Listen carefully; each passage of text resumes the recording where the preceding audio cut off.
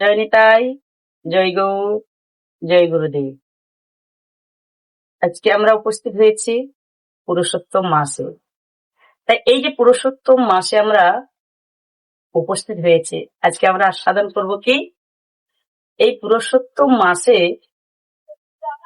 এই পুরুষোত্তম মাসে আমরা কি করব, আমাদের কি করা উচিত, বা এই মাসটাকে পুরুষোত্তম মাস বলা হয় কেন? আমরা অনেকেই জানি এই 2026 যে মাসটা পড়েছে মল মাস, ভক্তরা সেটাকে পুরুষোত্তম মাস বলছে। এ কথা কিন্তু সকলে জানে না। সকলেই জানে এই মাসটা মল মাস, কিন্তু ভক্তরা এই মাসটাকে অধি মাস বা পুরুষোত্তম মাস বলছে। এই পুরুষোত্তম মাসে আমাদের কি করা উচিত? না, এই পুরুষোত্তম মাসে আমাদের বেশি করে নাম করা উচিত। বলে পুরুষোত্তম মাসে আমি যা কর্ম করব, আমি যদি পুণ্য করি একটুকু, সেটাও অধিক হবে। আমি যদি পাপ করি একটুকু, সেটাও অধিক হবে। এই মাসটাকে বলা হচ্ছে অধি মাস। অধি মাস কেন বলছে? অর্থাৎ আমরা সবাই জানি মাস হয় 12টা, তাই তো? প্রত্যেকটি মাসের নাম আছে, প্রত্যেকটি মাসের মহাজন আছে, কিন্তু এই 12 মাসের বাইরেও একটা মাস হয়েছে, যার নাম আমরা সাধারণত সবাই জানি কি না, মল মাস। কিন্তু এই মল মাস, এটা তো কোনো নামের মধ্যে পড়ছে না। মল কথার অর্থ কি? মল মানে আমরা যেটা পরিত্যাগ করি, দেহ থেকে পরিত্যাজ্য বস্তুটাই হচ্ছে মল, অর্থাৎ পায়খানা। কিন্তু এই মাস প্রত্যেক বছরেও আসে না।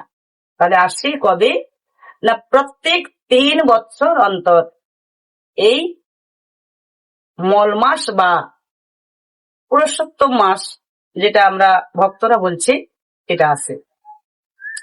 তবে সাধারণ মানুষ যারা, সবাই জানে এটা মল মাস, এই মাসে কিছু করতে নেই, এই মাসে কোনো কিছুই করার দরকার হয় না, কারণ এটা মল মাস, বাড়তি মাস। তা এই মল মাস, বাড়তি মাস, এটা কি করে হলো? মাসের মধ্যে তো 12টা মাস আছে। তাহলে আজ মনে করুন বৈশাখ মাস কিংবা জ্যৈষ্ঠ মাস, বৈশাখ মাস নয়, জ্যৈষ্ঠ মাস। তাই জ্যৈষ্ঠ মাস তো জ্যৈষ্ঠ মাস, তাহলে এটা বাড়তি কি করে হলো? 12টার মধ্যেই তো আছে। রাধে রাধে। শুনুন, 12টা মাসের মধ্যে আছে ঠিকই, আমাদের মাস এটা তৈরি হয় কি করে না, দুটি পদ্ধতিতে এই মাস গোনা যায়। এক হচ্ছে সৌর মাস, আর একটি চন্দ্র মাস। তা নক্ষত্র অনুসারে মাসকে যদি আমরা হিসেব করে থাকি, তাহলে 27টি নক্ষত্রের বিচার করলে এই মাস, প্রত্যেক মাসে তিথি অনুযায়ী দেখবেন প্রায় 9 থেকে 10 দিন বাড়তি হয়ে যাচ্ছে বা কমতি হয়ে যাচ্ছে। তাই 30 দিনে হয় 1 মাস। হিসেব করে দেখা গেল 3 বছর পরে 10 দিন করে বেড়ে গেল। তাহলে 3 বছরে 10 দিন করে যদি বেড়ে যায়, তাহলে 30 দিনে, সরি বল, 3 মাসে 10 দিনে 30 দিন বেড়ে গেল। তাহলে 30 দিন যদি বেড়ে যায় মানে 1 মাস বেড়ে গেল, তাই তো? তা সেই যে 3 বছর পরে 1 মাস বেড়ে যাওয়া, এই বেড়ে যাওয়া দিনগুলো অর্থাৎ 30 দিনটা একটি মাসে পরিণত হয়ে গেল, যার নাম হলো, আমরা সবাই বলি কি না, মল মাস। কিন্তু না, ভক্তরা বলছে এটা মল মাস নয়। শুধু ভক্ত নয়, ভগবানও বলেছে যেদিন সকল মাস বলছে এই মল মাসকে যে তুমি আমাদের মধ্যে গণ্য নয়। কেন না, তুমি তো বাড়তি মাস, আমাদের মধ্যে কেউ না। এই মল মাস মনে বড় দুঃখ পেয়েছিল, মনে বড় দুঃখ পেয়ে ভগবানের কাছে গিয়ে কেঁদেছিল, প্রভু আপনি যদি আমাকে সৃষ্টি করলেন, তাহলে কেন আমার দ্বারা কোনো শুভকর্ম হবে না? কেন আমি কোনো শুভকর্মে লাগতে পারবো না? তাহলে কি আমার জীবনটা বৃথায় যাবে? ভগবান কৃষ্ণ বলেছিল, শোনো, কে বলেছে তুমি কোনো শুভ কাজে লাগবে না? লাগবে। আজ থেকে তোমাকে সকলে মল মাস বলে, তো আজ থেকে তোমার নাম হবে আমার নামে পুরুষোত্তম। আমার এক নাম পুরুষোত্তম, তাই তোমারও নাম হবে পুরুষোত্তম। আজ থেকে তোমাকে সবাই জানবে পুরুষোত্তম মাস নামে। আর একটা কথা, এই পুরুষোত্তম মাসে আমরা একজন অসুরের নাম জানি, যার নাম হচ্ছে হিরণ্যকশিপু।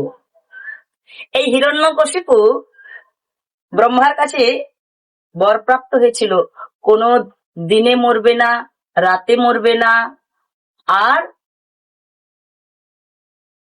তিনি বাইরে মরবে না, ভেতরে মরবে না, এমন কিছু শর্ত দিয়েছিলেন। তা 12 মাসের মধ্যে মরবে না, তাই তো? তাহলে এই হিরণ্যকশিপুকে যেদিন বধ করেছিল, বা আমার নরসিংহদেব যেদিন আবির্ভাব হয়েছিল, সেই মাসটা কিন্তু এই পুরুষোত্তম মাস ছিল। এটা কিন্তু 12 মাসের মধ্যে নয়, 12 মাসের বাইরে অধিক মাস ছিল। এই অধিক মাসে আমার নরসিংহদেব আবির্ভাব হয়েছিলেন।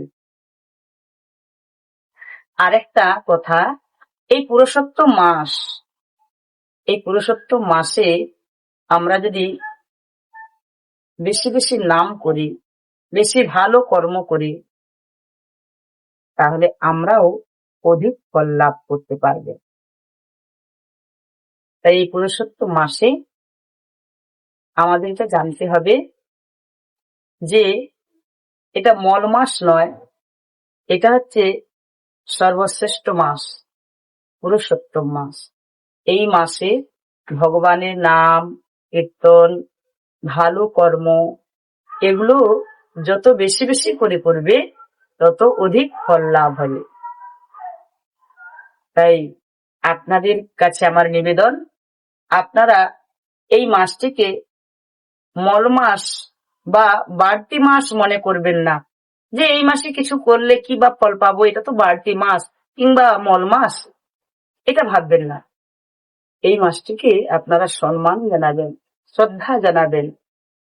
তাতে কি হবে না, আপনাদের পুণ্য অধিক হয়ে যাবে। আর আপনাদের পুণ্য অধিক হলে আপনাদেরই কল্যাণ হবে, তাই তো?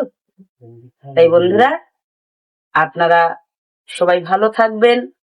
এই পুরুষোত্তম মাস আপনারা মনে রাখবেন, প্রত্যেক 3 বছর অন্তর এই পুরুষোত্তম মাস আসে। যে যার গুরুর কাছে পুরুষোত্তম মাসে কিভাবে ভগবানের সেবা করতে হবে, কিভাবে আমরা অধিক ফল লাভ করতে পারবো, তার জন্য কি কি কর্ম করতে হবে, এগুলো জেনে নেবেন। আপনারা ভালো থাকুন। জয় নিতাই, জয় গৌর, জয় গুরুদেব।